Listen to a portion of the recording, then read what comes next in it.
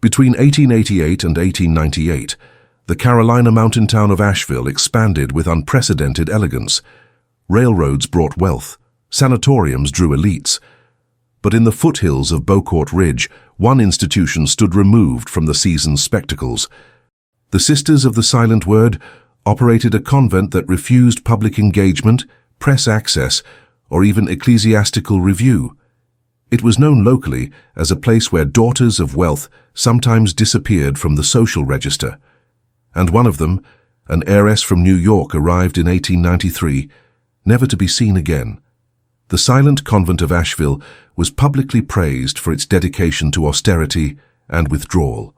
Founded in 1888 by a reclusive order claiming French origins, it attracted financial support from donors who viewed its isolation as a virtue. Promotional materials described the grounds as a retreat from vanity and a stronghold of feminine peace. Local newspapers occasionally published brief notes about its contributions to orphan relief or garment manufacture, yet no official tours or first-hand accounts ever surfaced. The convent never opened its gates. No clergy from outside the order were permitted entry. The arrival of the Sisters of the Silent Word in Asheville did not draw immediate public interest. Their relocation to the Carolinas from an unspecified region in the Northeast was first documented in late 1887, when a private land transfer was recorded in Buncombe County. The property in question, situated on the upper slope of Beaucourt Ridge, had once been part of a failed vineyard project abandoned after several harsh winters. What was then dismissed as unusable land soon became the site of an enclosed compound, constructed rapidly between January and August of 1888, using labor contracted from outside the state.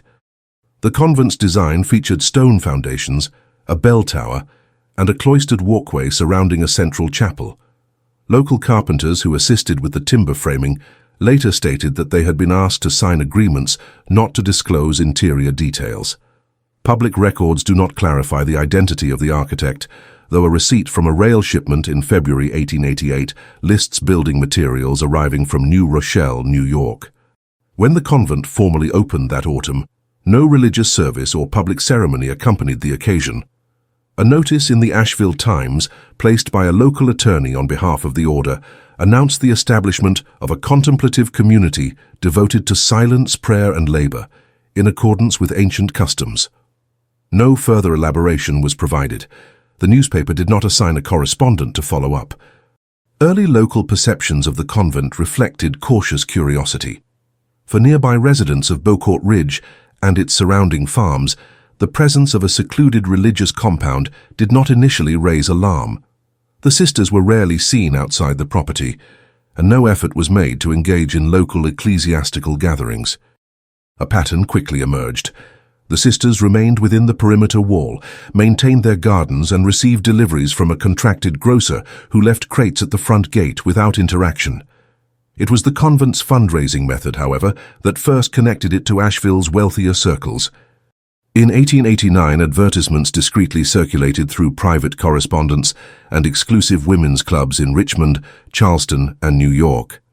These letters, bearing the wax seal of the Silent Word Order, invited inquiries into silent dedication. They were addressed to families of means, specifically to those with unmarried daughters regarded as temperamentally unsuited to public life or marriage. Enrollment at the convent was never framed as vocational. Rather, it was described as a retreat for women seeking permanent withdrawal from distraction. What followed was a pattern that repeated itself annually.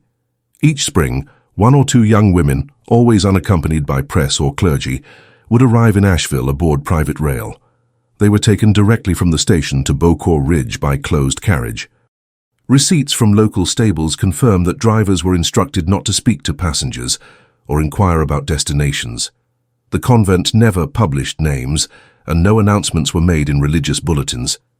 The arrivals, though noticed by domestic staff at nearby estates, quickly faded from view. This deliberate removal from public awareness was not regarded as suspect at the time. Among Asheville's elite, the idea of retreat and spiritual silence fit neatly into broader trends of seasonal pilgrimage and moral refinement. The convent became, in the language of one Charleston patron, a sanctuary for daughters of distinction whose spirits required stillness. Over time, this reputation served to obscure the absence of verifiable outcomes. There were no returnees, no correspondence, no visitors allowed.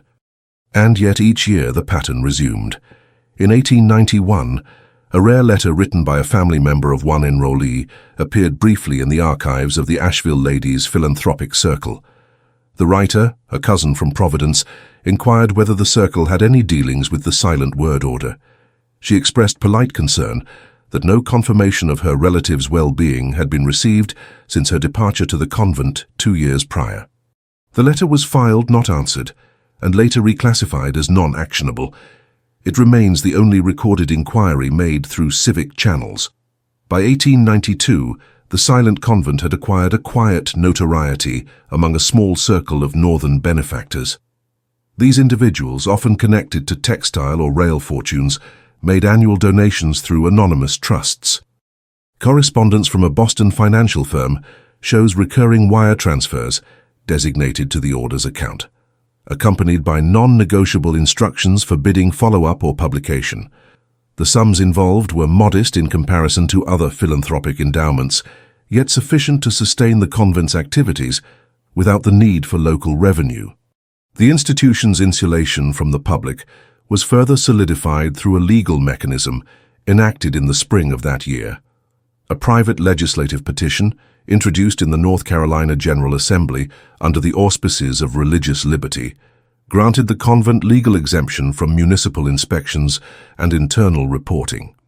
While this statute received little attention at the time, its passage effectively removed the convent from the oversight frameworks that governed other religious and charitable organizations in the state.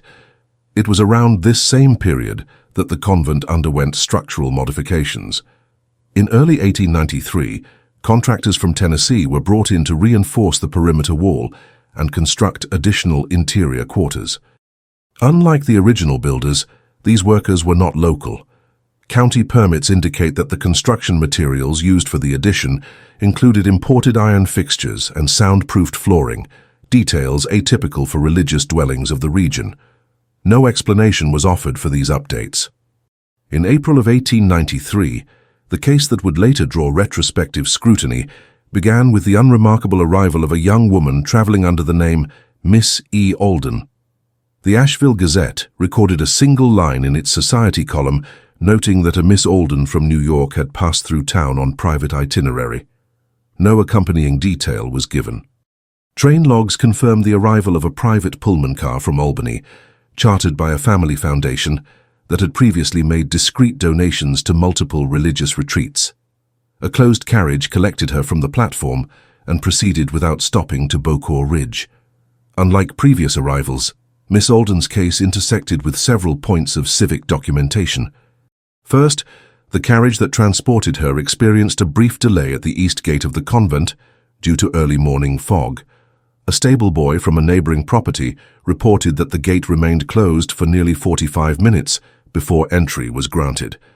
He later mentioned this detail during a routine conversation at the local feed store.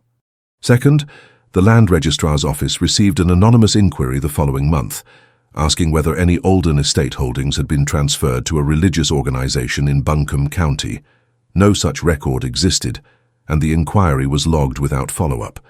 In the months following Miss Alden's arrival, the convent ceased its limited correspondence with benefactors and suspended external deliveries. The local grocer, who had previously provided monthly provisions, noted that crates left at the gate remained untouched for several days before being retrieved. By July, the grocer's services were formally discontinued. A different provider, unknown to local merchants, began servicing the location under out-of-state registration. During that summer, no sisters were seen tending the grounds. The perimeter garden, once known for its meticulous rows of herbs and summer vegetables, began to show signs of disrepair. Ivy overgrew the stone walkway. A delivery driver from Asheville's Western Depot observed that the bell in the convent's tower, which had tolled nightly for years, fell silent sometime in mid-August. The absence of observable activity at the convent in the second half of 1893 prompted speculation among some residents on the western edge of Asheville particularly those with agricultural plots near Beaucourt Ridge. Without direct access to the property, their observations remained limited to changes in routine. The late summer silence of the bell, the reduction in deliveries, and the unkept state of the perimeter were noted informally in social settings, especially among those tasked with managing properties bordering the convent. A retired surveyor named Nathaniel Griggs, whose homestead abutted the eastern boundary of the convent land, recorded in a personal journal several entries that would later appear in county archives. In his August 1893 notes, he referenced an unusual freight delivery made after dusk. The cart bore out-of-state markings and arrived without the customary grocer or carrier identification. Griggs's journal describes how the cart remained at the gate for nearly an hour before the entry door was unlatched from within. No verbal exchange was noted. The gate closed again silently once the driver departed. Griggs did not speculate further in the entry, but this deviation from routine would mark the beginning of a broader shift in the convent's engagement with its surroundings. In September, regional clerics began preparing for the autumn ecclesiastical census, a biennial event used to assess the number and status of religious institutions across the state. Representatives from the diocesan office in Raleigh submitted formal inquiries to all recognized convents and monastic institutions, including the silent convent of Asheville. Most returned standardized affirmations of operation and attendance figures. The Sisters of the Silent Word did not respond. This omission was not flagged as irregular at the time. Given the legal exemptions granted to the convent the previous year, officials lacked a formal mechanism to compel a reply. The absence of census data did, however, prompt a letter from Bishop Halbridge of Charlotte, who had previously expressed mild reservations about the convent's detachment from diocesan structures. In his October letter, he reiterated the importance of voluntary transparency, stating that even cloistered communities benefited from the appearance of accountability. The letter was sent via courier and signed for at the convent gate, but no reply was issued. It was quietly archived at the bishop's office without escalation. By late autumn, a pattern of non-disclosure had become routine. Financial records show that the convent ceased making purchases from all local suppliers after September. The original grocer, whose contract was terminated, received no further communication.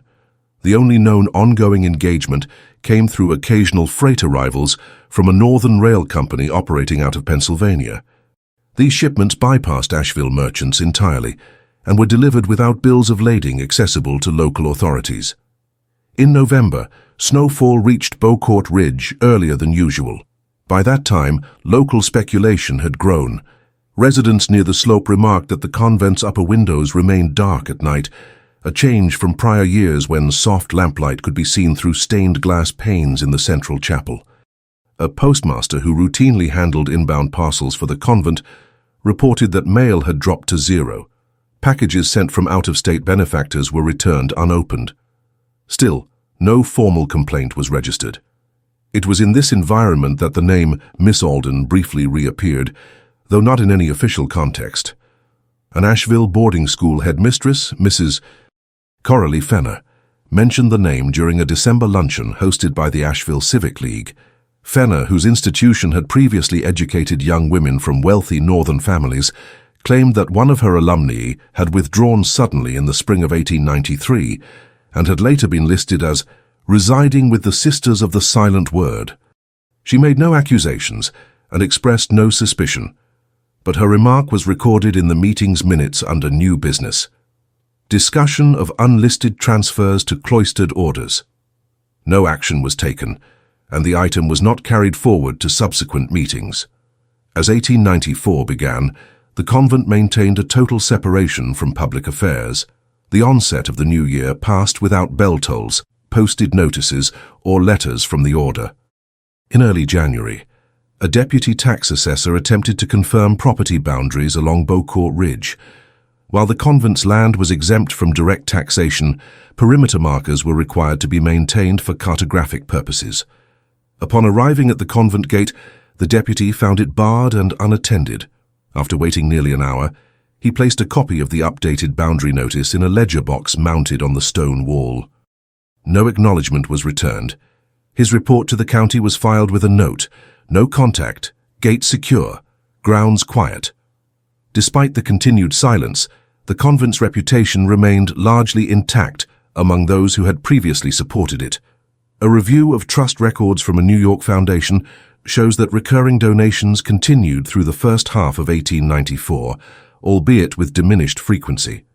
Legal correspondence accompanying one donation instructed the recipient bank to retain discretion regarding communications and to cease any verification of delivery beyond wire transfer confirmation. These documents, submitted under numbered accounts rather than names, suggest a calculated effort by patrons to limit traceable involvement. The order's internal governance remained opaque. No abbess or superior was publicly named. Legal documents from the convent bore only the seal of the order and were signed in the hand of the silent word. This anonymity, while once regarded as spiritual modesty, became increasingly noted in correspondence among regional church officials. Still, without jurisdiction, they lacked cause to intervene. In the spring of 1894, a temporary construction crew passed near the convent en route to a project further up the ridge.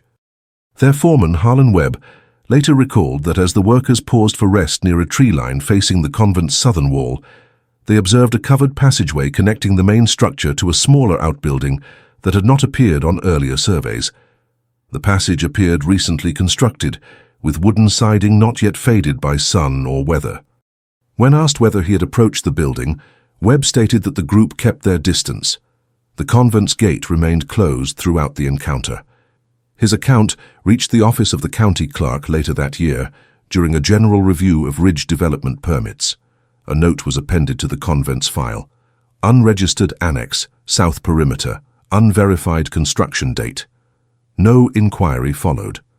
By midsummer, the convent's garden had been completely overgrown. Griggs, the former surveyor, noted in his July journal entry that what had once been a well-ordered arrangement of lavender, basil, and root vegetables was now overtaken by wild grass and briar. The stone bench near the southeast corner, previously visible from the road, was entirely obscured by creeping vines. In a brief interview years later, he described the change as the full surrender of the exterior. An isolated observation in August 1894 marked the final recorded detail of the year. A member of the Asheville Sanitation Committee, returning from a site inspection at a tuberculosis rest home, took a shortcut through the lower slope of Beaucourt Ridge. While passing the convent, he noticed a pale cloth banner hung from one of the upper windows. No markings or symbols were visible, and it was unclear whether the banner had been hung with intent. When he returned the following day to verify the sighting, the window was bare. The committee member submitted a routine note to city records, stating that he had observed a textile of unknown origin displayed from a convent window, but no action was deemed necessary.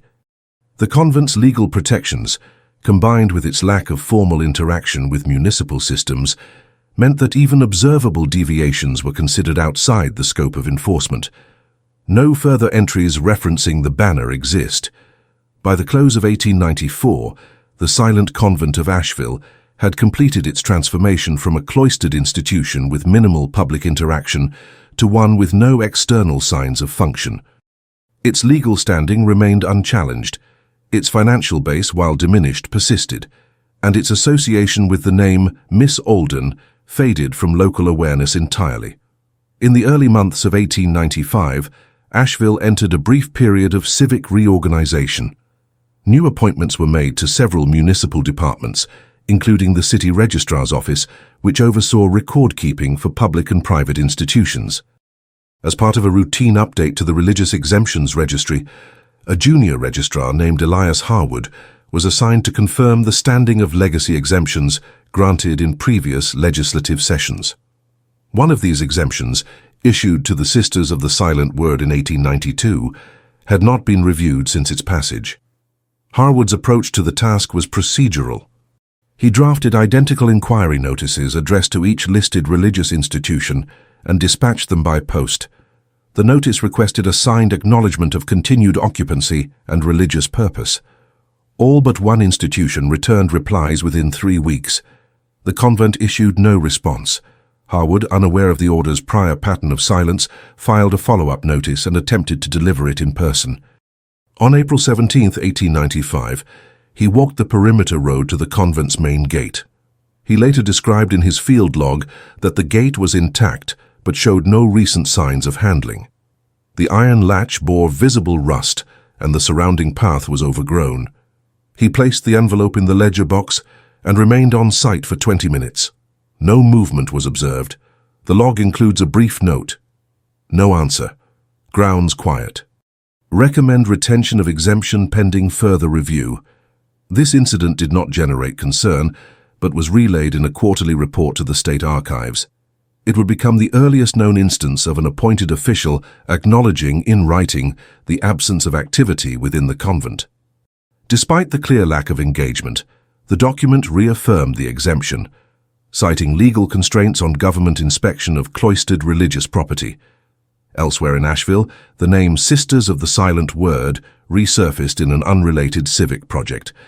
A local historical society, seeking to produce a compendium of regional religious architecture, submitted a request for photographic access to the convent's chapel. The request, addressed through formal channels, was returned unopened.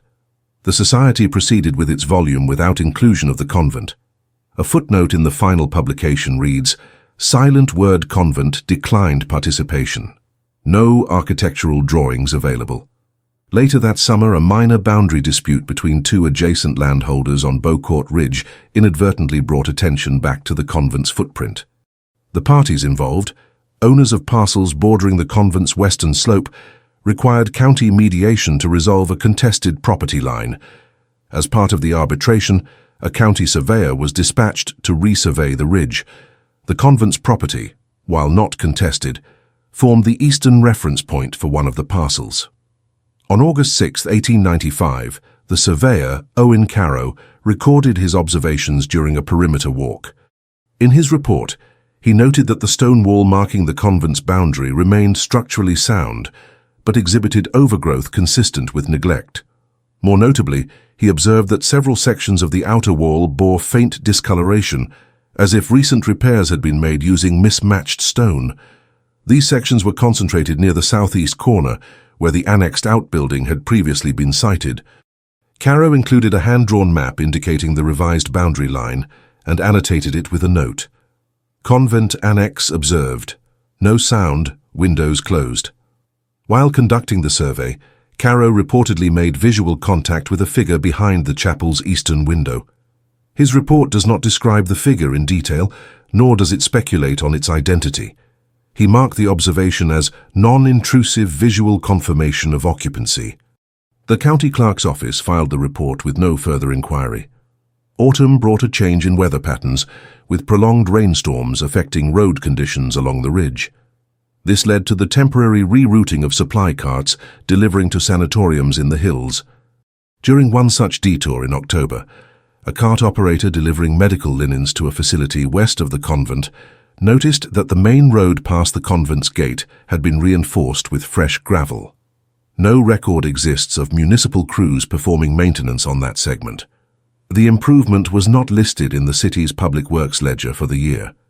The gravel used matched a blend sourced from a private quarry east of Asheville, which serviced exclusive clients through non-disclosed transactions.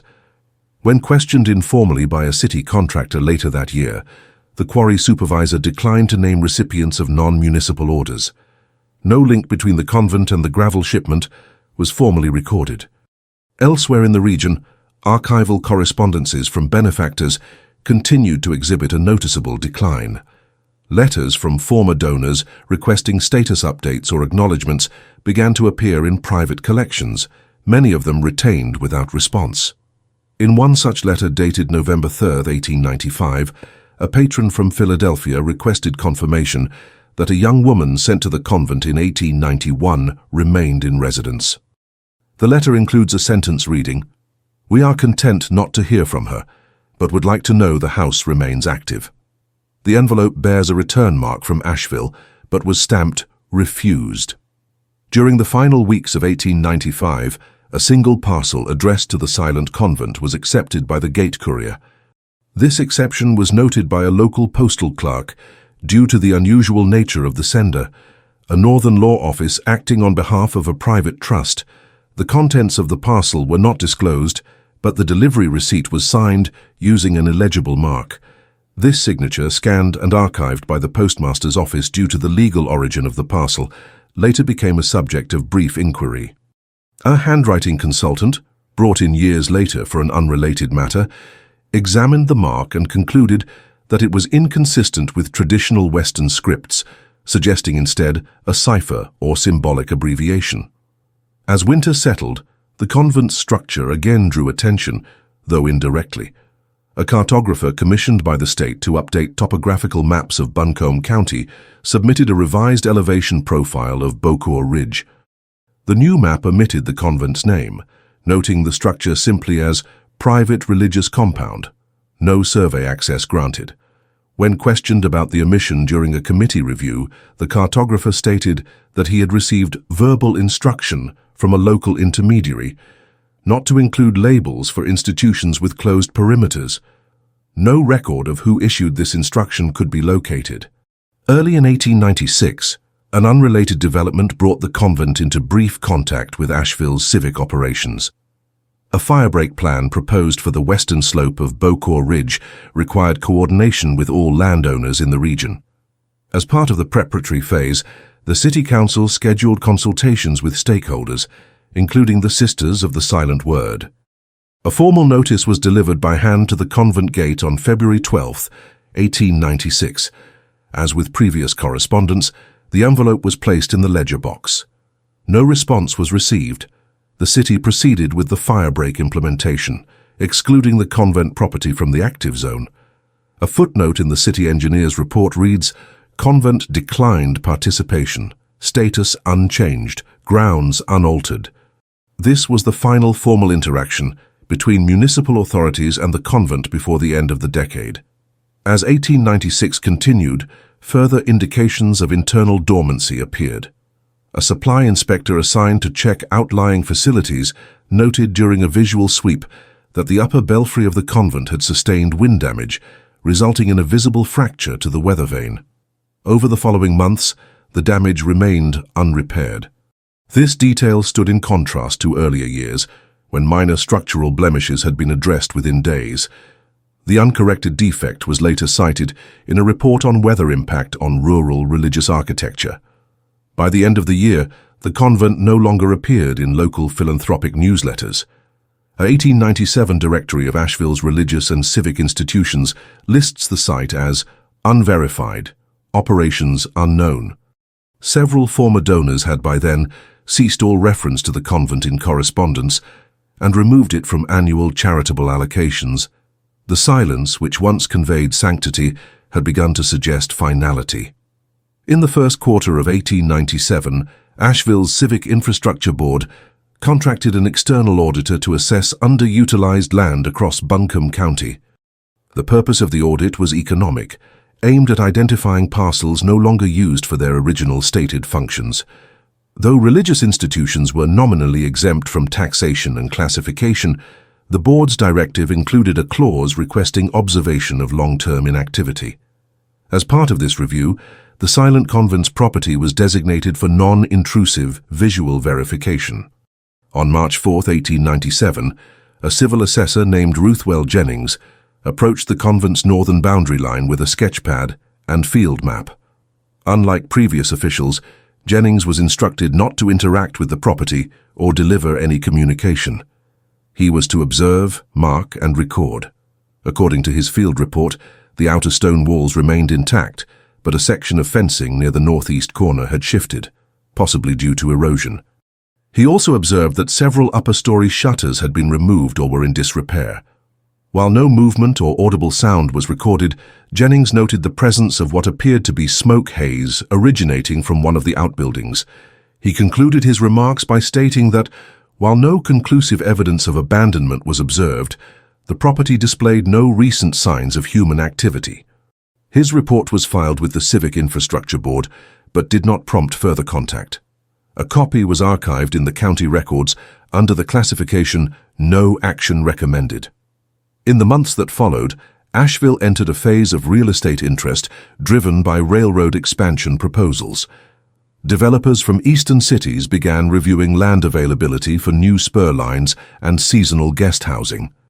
Beaucourt Ridge, with its elevation and views, became a location of interest for speculative acquisition. Though the convent's land was never formally listed for sale, its isolation and unclear occupancy led one land agent, Mathis Dunleavy, to make informal inquiries about potential purchase rights. Dunleavy's notes, preserved in the ledger of the Asheville Chamber of Commerce, reflect a series of unsuccessful attempts to identify any authorized representative of the silent word order. He sent 3 letters between May and July of 1897, all of which were returned without notation. On August 2nd, he traveled by carriage to the convent's gate and left a hand-delivered inquiry. There was no reply. He made no further attempts and recorded in his final memo, "No response. Institution presumed closed or dormant. Property unreachable." Later that year, attention turned briefly toward the convent during a symposium of regional archivists hosted at the Asheville Historical Society. The topic of inaccessible religious institutions was presented by a visiting lecturer from Wilmington who specialized in documenting non-public chapels. During her talk, she referenced the convent by name, noting that its absence from architectural records constituted a rare gap in state documentation. This reference prompted a question from an attendee familiar with the case of Miss E. Alden, who had been mentioned only once publicly in earlier years. The attendee, a retired telegraph operator, asked whether any attempt had ever been made to confirm the full names of the women who had entered the convent during the 1890s. The presenter responded that no such list was publicly available and that, to her knowledge, no external ecclesiastical authority had ever been granted access. The question remained unresolved, and no follow-up was recorded. However, a transcript of the symposium was submitted to the State Committee on Private Charters and temporarily reopened discussion among committee staff regarding religious seclusion statutes. A brief memorandum was circulated, proposing that all religious exemptions be reviewed every 5 years. The proposal was voted down, and the matter was closed. As 1898 began, regional climate conditions led to unusually heavy rainfall in the Appalachian corridor. These storms caused multiple washouts along hillside roads, including sections of the trail leading to the rear of Beaucourt Ridge. County crews dispatched to stabilize erosion near public access paths passed within sight of the convent's southern annex. One foreman, reporting to the Office of Land Survey and Maintenance, recorded a brief visual note describing the structure as unmaintained, presence of visible structural decay, no smoke or movement. His description matched earlier reports and marked the 3rd consecutive year in which deterioration had been documented without corrective response. The structure's status, however, remained protected by its founding legal exemption. No authorization existed for physical entry or inspection. That same spring, a traveling census enumerator, unaware of the convent's prior exclusion from diocesan rolls, mistakenly included it in the 1898 Asheville household district. When the enumerator attempted to deliver the standard population survey form, he was turned away by the lack of response at the gate. The event was logged as "Residents non-responsive, probable institutional grounds defer to county file." In June, a final incident involving official contact occurred when a legal notice concerning water table rights was issued to all landholders on the Beaucourt watershed line. The notice, requiring acknowledgement of the city's intent to test runoff from ridge properties, was delivered to the convent gate on June 14th. It remained uncollected. The envelope was removed after 3 weeks by a sanitation worker clearing road debris nearby.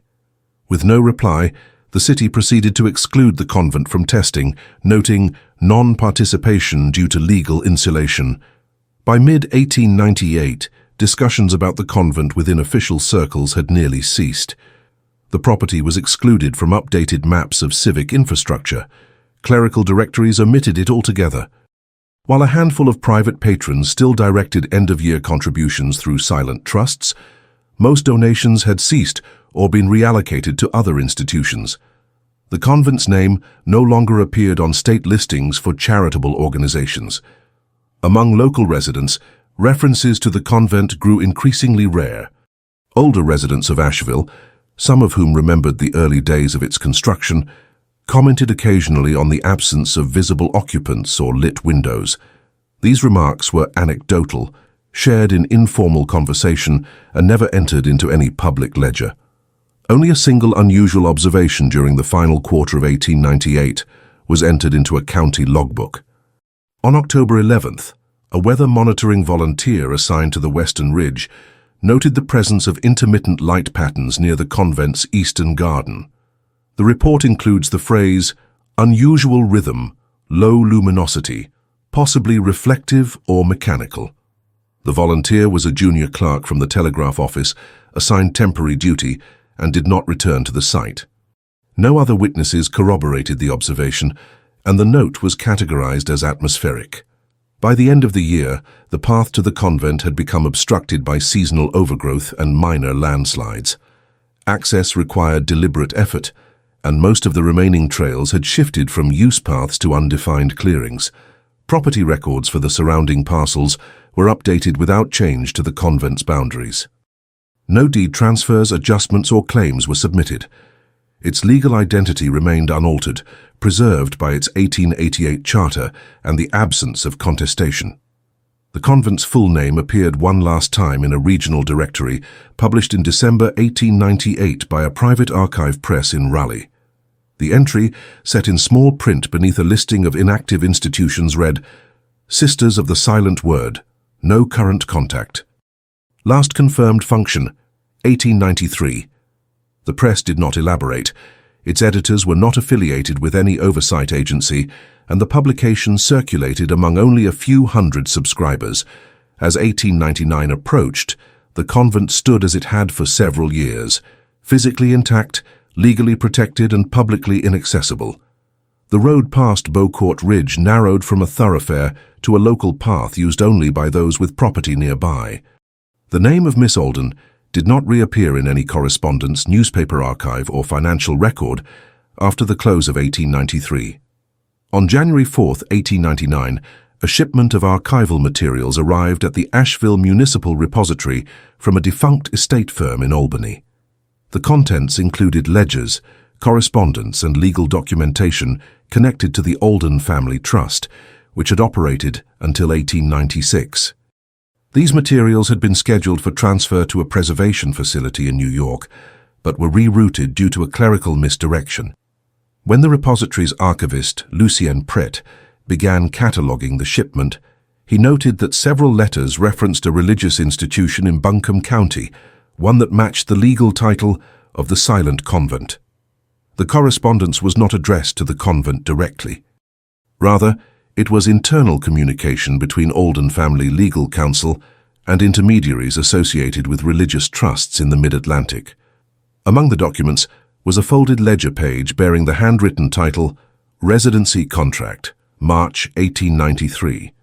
The document listed a financial disbursement to an unnamed institution in Asheville, along with a term clause marked Non-Reversible, Non-Extractable, Full Retreat Agreement. It bore the initials EA and was signed by a trustee on behalf of the Alden estate.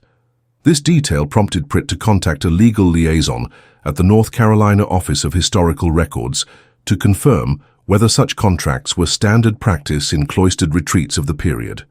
The liaison replied that no public registry of these agreements existed, but that certain orders operating under charters from outside diocesan structures often maintained private arrangements with sponsoring families. The phrase non-extractable was not associated with any formal ecclesiastical vocabulary, but had appeared sporadically in 19th-century legal usage to describe irrevocable placements. Pret marked the document for further study and continued cataloguing. 2 days later, while reviewing the third volume of letters included in the shipment, he encountered a sealed envelope with no postmark, addressed only as Eldest, Beaucourt Ridge, 1893. The handwriting did not match the known Alden family script, but appeared on paper bearing a northern manufacturer's watermark, dated late 1892. The letter was not opened at the time. Following repository protocol, unmarked or private correspondence was to be retained without review until provenance could be determined. Later that month, the letter was added to the special holdings file under restricted access. No record indicates whether it was ever formally unsealed or read. However, its presence led to a series of internal memos suggesting renewed interest in the documentation of the silent convent's operations. Pritt filed a request with the county to review any remaining inspection waivers or land use exemptions still active under the order's name.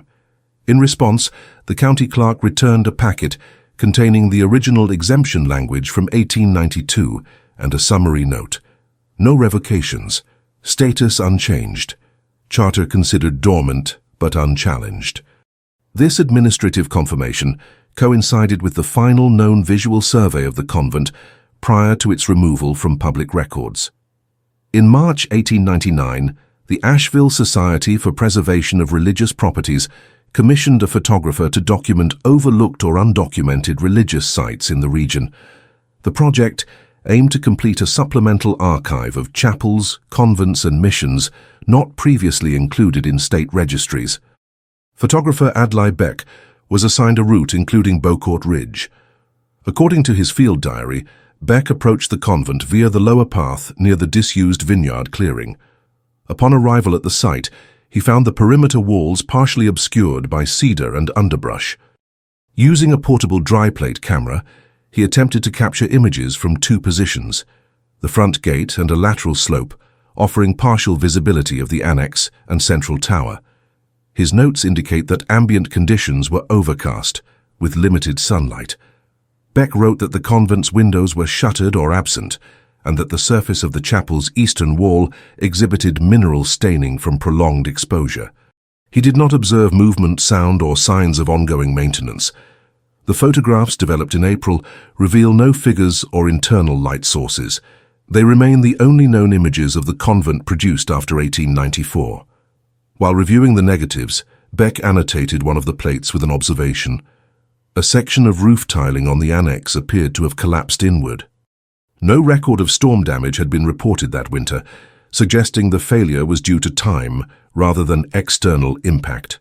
His report included a statement that no paths or clearings appear maintained, and no smoke or steam is visible.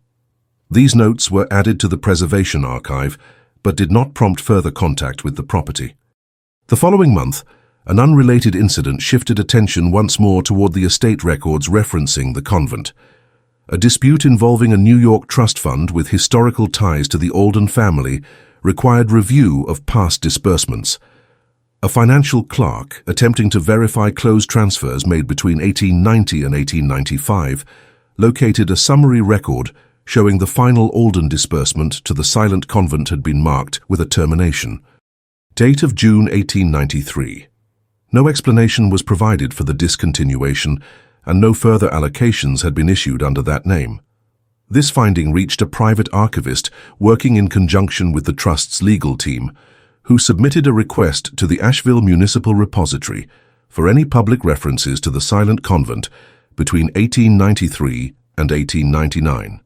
Pritt responded with a summary of known documents, including the unopened envelope, the 1893 ledger entry, and the photographic plates. He clarified that, beyond these materials, no direct records of convent operations existed after mid-1893. The inquiry ended there. The trust declined to pursue further investigation, citing the age of the documents and the lack of living parties with legal interest in the matter. However, Pritt retained copies of all correspondence in a subfolder labeled Beaucourt Inquiry, which was later archived in the Restricted Holdings Collection. Meanwhile, Asheville's population census that summer marked the convent's location as non-reporting religious site, presumed inactive. The designation mirrored language used for other properties abandoned or repurposed without official closure. No census staff visited the property, and no attempt was made to contact the order. A final entry of note appeared in the ledger of a shipping firm contracted by the Asheville Rail Depot. On July 21, 1899, a closed crate marked Religious Archives was received from a private address in New Rochelle and listed for storage at the depot. The recipient field was incomplete, bearing only the abbreviation SWO. and a delivery address matching the old convent location. The crate was not delivered. After remaining unclaimed for 60 days, it was returned to sender per standard policy. No follow-up request was submitted, and the shipping record was later archived under undelivered religious property. This entry, dated exactly 10 years after the convent's founding, marked the final logistical attempt to interact with the property under its original name. From that point forward, the silent convent of Asheville no longer appeared in correspondence, legal documentation, or municipal records. Its final year closed without public notice or declaration. The structure remained standing, but its purpose, membership, and internal activity were no longer tracked, questioned, or maintained. In August 1899, the Asheville Committee for Historic Properties initiated a review of tax-exempt structures across Buncombe County as part of a preliminary report to the State Assembly. The effort was not directed at religious institutions specifically, but it included properties long considered inactive or functionally defunct. Among these was the silent convent of Asheville, listed under its chartered name and marked as non-responsive since 1893. The review process began with a formal request for site verification. Unlike earlier outreach, which had consisted of letters or visual assessments from the perimeter, this request involved direct appointment of a third-party verifier authorized to walk the grounds but not enter buildings. The appointed verifier, a state survey affiliate named Frances Tew, had prior experience with dormant facilities. Her role was limited to photographing exterior conditions and confirming the structure's footprint. On the morning of September 8th, Tew approached the property along the southern footpath, guided by a revised topographical map issued that spring. Her notes indicate that the outer wall remained standing, though sections showed signs of subsidence near the northeast corner. A wooden gate at the southeastern edge hung partially detached from its frame. Wild grass and low cedar had overtaken much of the path. No signage was present. Tew documented the condition of the outer structures using a handheld box camera and recorded approximate measurements of the remaining visible features. Her report describes an absence of functional drainage and broken flagstone near the annex's perimeter. The main chapel's eastern-facing wall bore a series of vertical stains consistent with roof runoff. The bell tower, partially visible through the overgrowth, had no bell or rope fixture remaining. While completing the circuit around the property's edge, Tew observed a pattern of interrupted soil lines running parallel to the annex's foundation. These marks, she wrote, suggested prior maintenance access but had since been obscured by plant overgrowth. No paths were actively maintained. In her summary, she stated, "Structure present. No indication of current occupancy. Grounds deteriorated. Recommend non-renewal of exemption pending further inquiry." Her photographs were submitted to the committee the following week. The images, later archived under the 1899 Asheville record set, show a structure heavily overtaken by vegetation, but still intact in form. A single photograph taken from the western slope captures a corner of the annex roof, collapsed inward at the southeast edge. No figures appear in any of the frames. Following receipt of this documentation, the Historic Properties Committee declined to issue a renewal recommendation for the convent's exemption. Their decision did not revoke the charter outright, as no formal closure had been recorded by the institution. However, the designation was shifted to dormant inactive, pending removal from registry. This classification carried no legal consequence, but removed the convent from future infrastructure planning. In late September, a clerk from the Buncombe County Registrar's Office entered the change into the public register. The convent was placed beneath a column of other structures listed as functionally defunct but structurally preserved. No additional field visits were scheduled. Despite the administrative closure, minor references to the convent continued to appear sporadically in unrelated documentation. In October, a publication from the Asheville Society of Rural Study included a short article on the history of closed institutions in the mountain corridor. The article referenced the convent briefly, noting that it had accepted northern patrons between 1888 and 1893, after which all external contact ceased. The writer described it as a site of profound silence, unmatched by any comparable house in the region. The article prompted a letter from a former private secretary to the Alden family, who requested a copy of any public record indicating the final disposition of the convent. In his letter, he noted that he had once been present at a family discussion concerning permanent placement agreements, though he had not retained a copy of any such contract.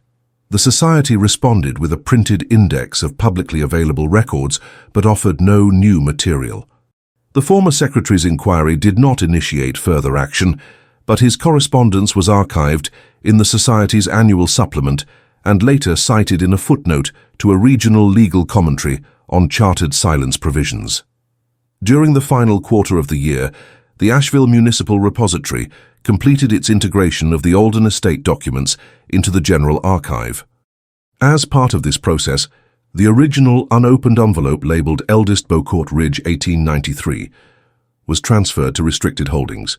Pritt filed a notation beside the envelope's entry stating that it remained sealed and would require legal guidance for access due to unknown provenance.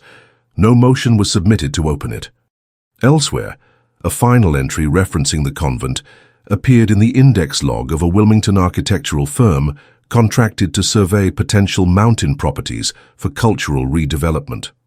The firm, having acquired copies of the 1897 photographs taken by Beck, flagged the convent site as structurally recoverable, no current religious status confirmed. The note suggested the property could serve as a future site of heritage interest if legal ownership could be clarified.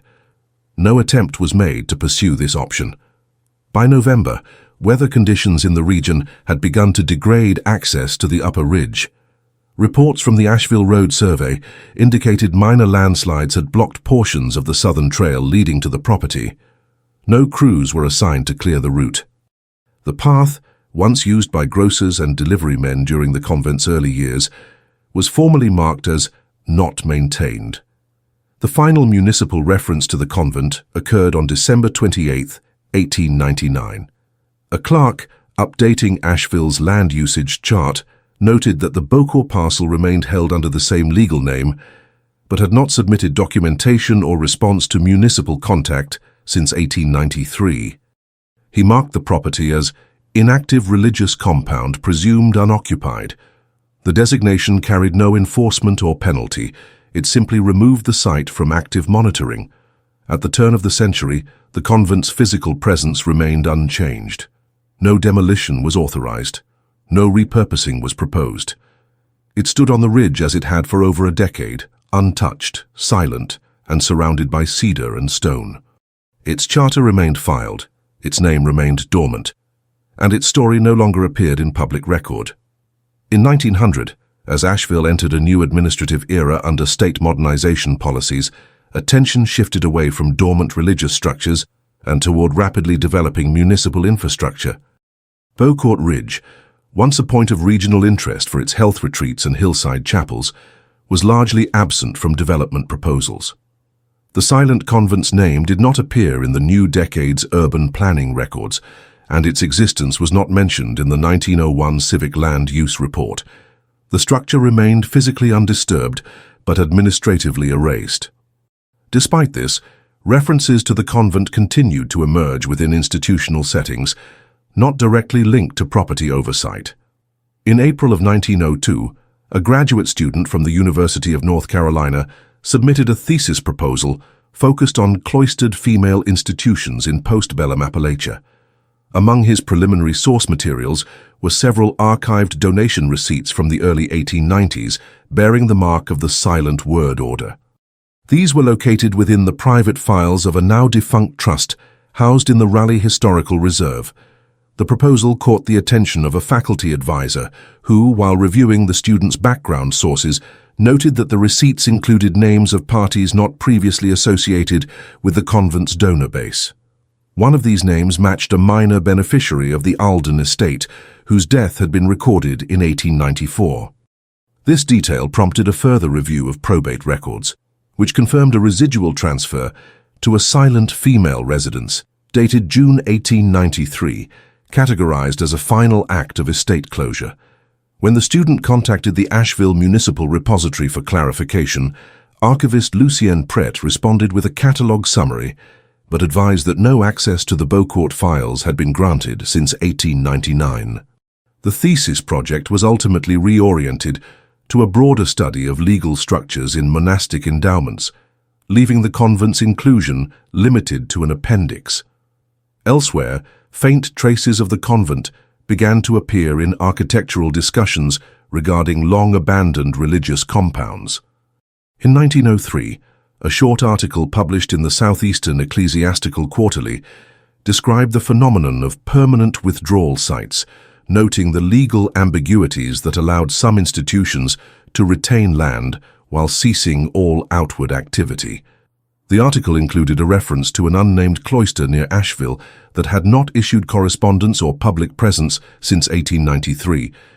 While no names were listed, the inclusion drew minor attention from preservationists attempting to catalogue hidden or undocumented religious sites.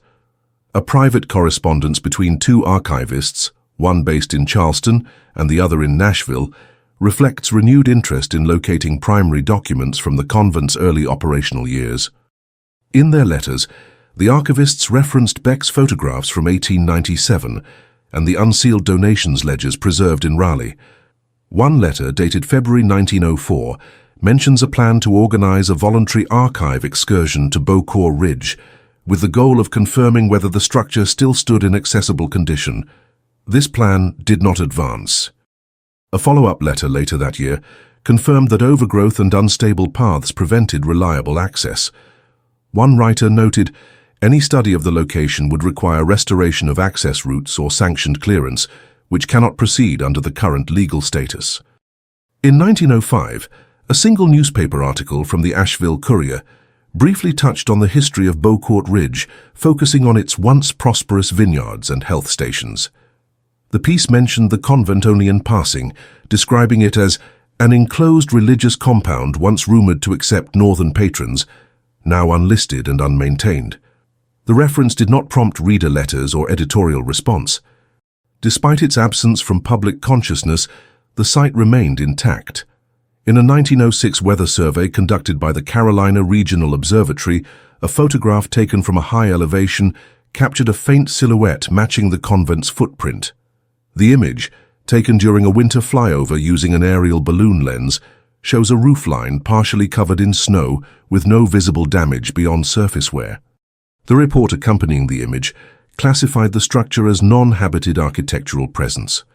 The site was not identified by name. In 1908, a newly formed genealogical committee in Albany revisited the Olden family files as part of a larger archival publication. Their goal was to index all charitable and institutional transfers conducted by the family's legal representatives between 1875 and 1900. Among the final entries in the volume is a ledger note identifying a daughter of the second household, placed voluntarily in full seclusion, March 1893, with legal execution of willful placement in accordance with trust conditions. The entry does not name the daughter, nor does it specify the institution. However, the notation matches the date and location previously associated with Miss E. Alden. The record was published in the final pages of the committee's genealogical review, without analysis or commentary. Its placement at the conclusion of the volume, unaccompanied by cross-references or follow-up notes, ensured it remained largely unread outside niche historical circles. That same year, the only known legal reference to the silent convent in the 20th century appeared briefly in a land usage petition submitted by the Buncombe County Office of Agriculture. The petition, which sought to establish soil viability markers across former religious holdings, included a preliminary list of dormant structures for review. The convent's charter name was included, with a handwritten annotation beside it stating, "No response since 1893. Legal contact dissolved. Ownership status unclear."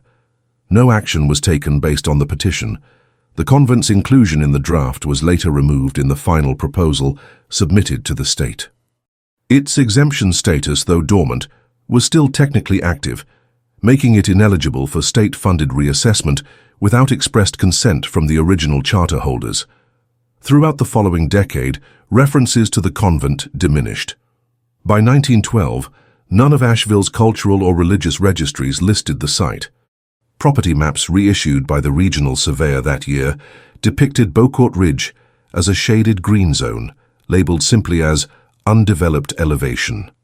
The path leading to the former gate was no longer illustrated. In 1915, the final known contact attempt involving the property was initiated by a private realty assessor, attempting to catalogue unoccupied structures for a national heritage directory.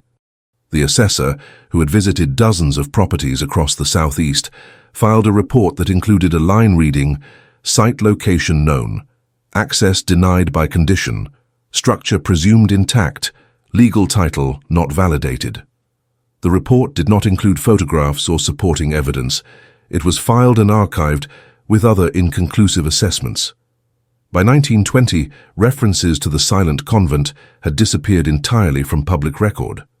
The name was no longer cited in directories, donor registries, or historical indexes. No record of deconstruction, sale, or ecclesiastical absorption was filed.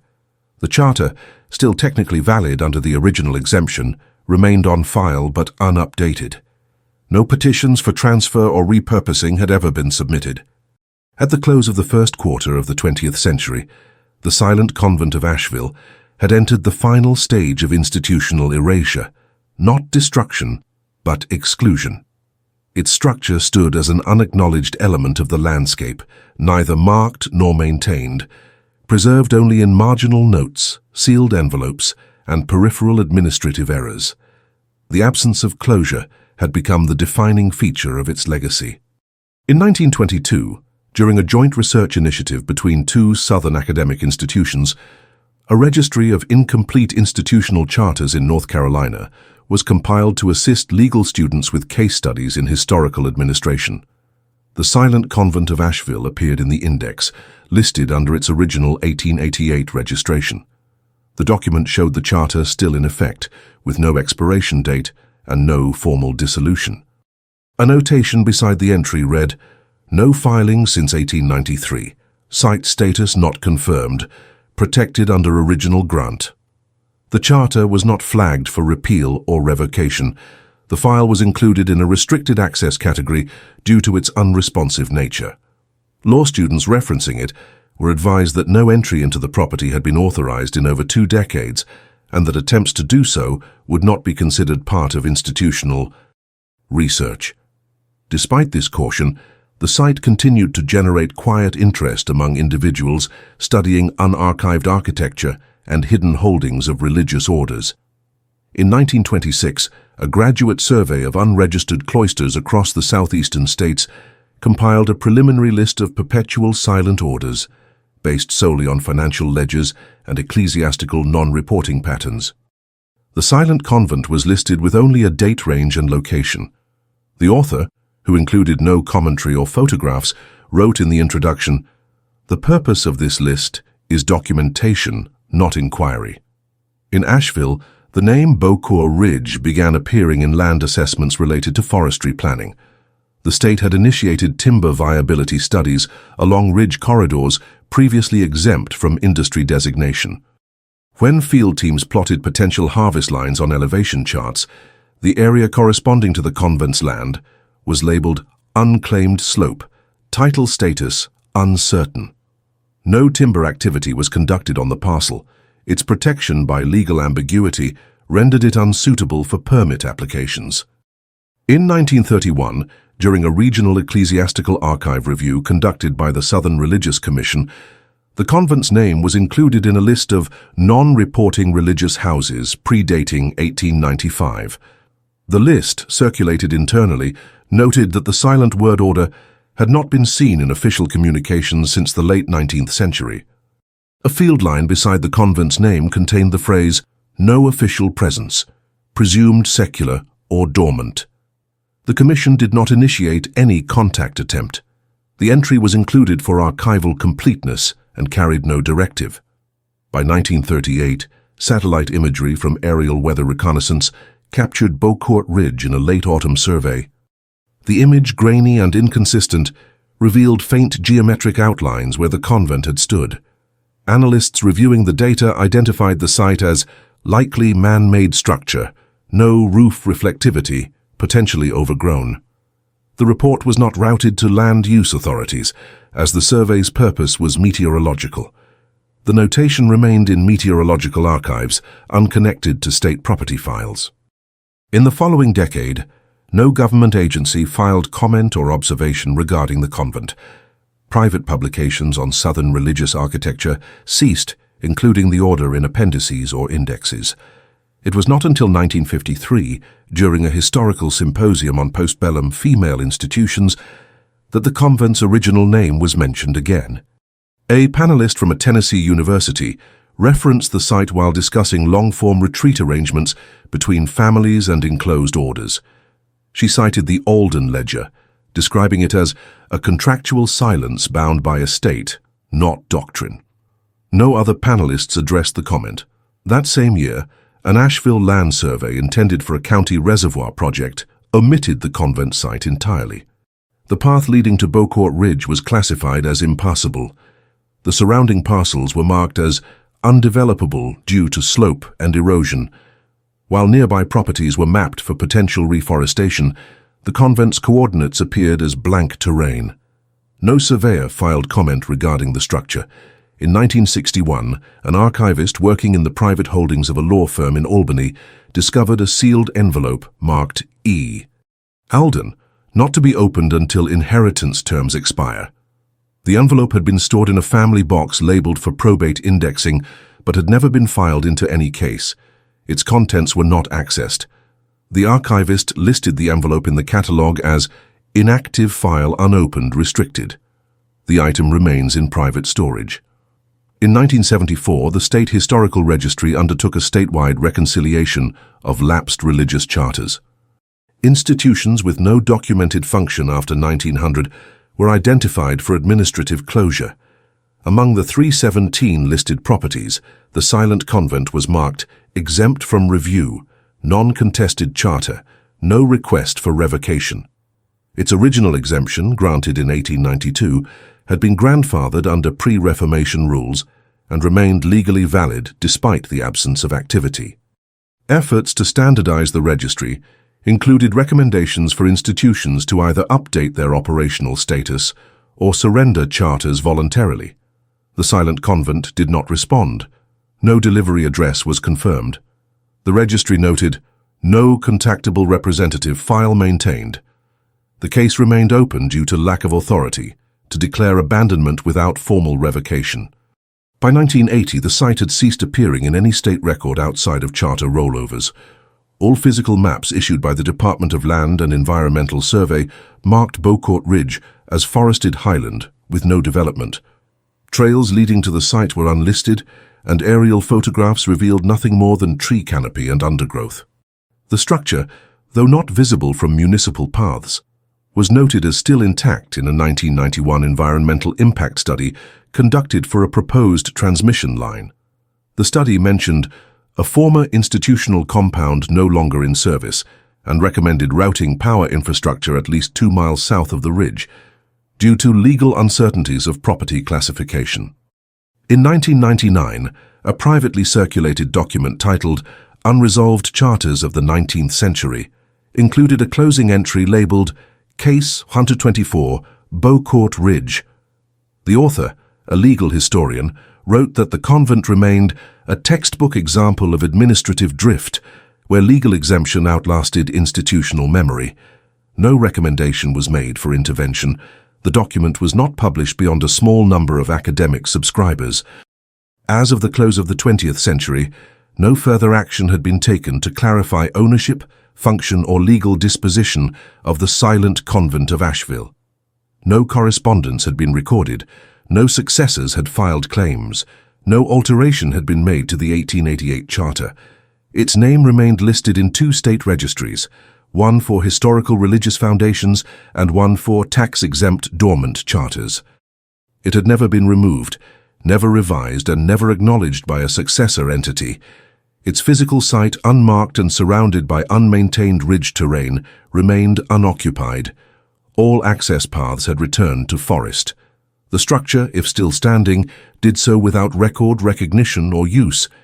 Its legacy consisted only of fragments, incomplete ledgers, unopened letters, and a name that no longer appeared in conversation.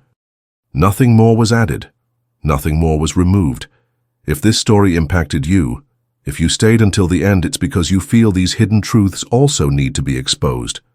So leave in the comments the city you're watching from. This way we can see how far these stories are reaching. And subscribe to the channel. There are many other cases the world tried to forget, but we insist on remembering. This story was taken from documents that were found. All names have been edited to protect the source.